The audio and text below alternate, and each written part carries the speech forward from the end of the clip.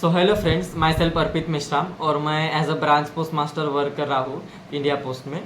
तो इस वीडियो बनाने का मेरा ये था कि बहुत से लोग कमेंट कर रहे थे कि जीटीएस को कितनी छुट्टियाँ मिलती है, तो उनको कितनी पेड लीव मिलती है, कितनी अनपेड लीव मिलती है।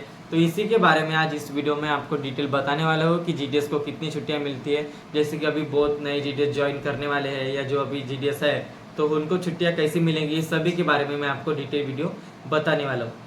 सबसे पहली जो लीव है वो है पेड लीव। तो पेड लीव क्या होता है, इस लीव में आपको मतलब इस छुट्टियों में आपको पेमेंट पूरा मिलेगा। आपका पेमेंट में कोई भी कटौती नहीं होगी, आपको उसका पूरा पेमेंट मिलेगा। तो आप एक साल में जो ग्रामीण डाक सेवक है, बीपीएम, एबीपीएम या डाक सेवक, तो ये लोग जो है ग्रामीण डाक सेवक को एक साल में 20 छुट्टियां ले सकता है। इस 20 दिनों की छुट्टियों का उनको पूरा मतलब पेमेंट मिलेगा, कोई भी कटौती नहीं होगी। तो लेकिन ये आप 6 महीने में 10 और 6 महीने में 10 ऐसा इनको लेना पड़ता है। मतलब जनवरी से लेकर जून तक 10 छुट्टियां और जुलाई से लेकर दिसंबर तक आपको 10 छुट्टियां लेना पड़ता है। ऐसा नहीं कि आपने मतलब जुलाई तक नहीं लिए और जो जनवरी तक जून तक नहीं लिए उसके बाद आपको 20 छुट्टियां चाहिए, तो ऐसा नहीं होता। आप 10 छुट्टियां इस पहले 6 मंथ में, उसके बाद 6 मंथ में आप 10 छुट्टियां ले सकते हैं। और इसका आपको पेमेंट मिलेगा। उसके बाद दूसरी जो लीव आती है वो है इमरजेंसी लीव। तो जीडीएस को जो है इमरजेंसी मतलब 5 दिन की इमरजेंसी लीव आप ले सकते हैं। तो इमरजेंसी लीव है आपको 5। उसके बाद आता है अनपेड लीव। अनपेड लीव यानी कि जिसका आपको मतलब पेमेंट नहीं मिलेगा। तो ज़्यादा से ज़्यादा मतलब आप 180 डेज की यानी 6 मंथ की आप लीव ले सकते हैं जिसका आपको पेमेंट नहीं मिलेगा। तो ज़्यादा से ज़्यादा आप मतलब अपनी एसडीआई से या एएसपी जो है उनसे उनको लेटर लिख के आप ज़्यादा से ज़्यादा एक 180 डेज की मतलब 6 मंथ की आप अनपेड लीव ले सकते हैं। तो उसके लिए लेकिन ये जो 6 मंथ या 3 मंथ की आपको जितने दिन की चाहिए अनपेड लीव, तो ये आपकी रेगुलर सर्विस में काउंट नहीं किए जाएंगे। ये जो दिन है वो आपके रेगुलर सर्विस में काउंट नहीं किए जाते हैं। तो ये आप ज़्यादा से ज़्यादा 6 मंथ यानी 180 डेज की आप ले सकते हैं।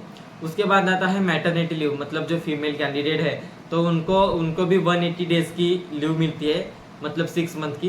तो दो चाइल्ड के टाइम मतलब जैसा मतलब पहला बेबी है तो उसके टाइम भी 6 मंथ की ले सकते हैं, और सेकंड बेबी है तो उसके टाइम भी 6 मंथ की ले सकते हैं, लेकिन थर्ड बेबी के टाइम नहीं ले सकते। सिर्फ 2 चाइल्ड के लिए वो ये है। तो मैटरनिटी लीव वो 180 डेज की ले सकते हैं। उसके बाद आता है 5th नंबर जो है वो कैश लीव। तो कैश लीव क्या होती है, तो इस लीव में मतलब आपने ये छुट्टियां नहीं ली, जैसे आपको 20 दिन की 5 दिन की जो छुट्टियां है ये आपने नहीं ली, तो इसका अलग से आपको पेमेंट नहीं मिलेगा। आपको आपने ली या नहीं लेना है तो मतलब लो, नहीं तो मत लो, लेकिन आपको इसका अलग से कोई पेमेंट नहीं मिलेगा अगर आपने छुट्टियां नहीं ली तो। जैसे कि अदर कोई जॉब में मिलता है तो ऐसा। लेकिन एक्सेप्ट मतलब किसी जगह है लेकिन मैं जिस साइड में हूँ तो हमारे इधर तो हमने मतलब छुट्टी नहीं ली।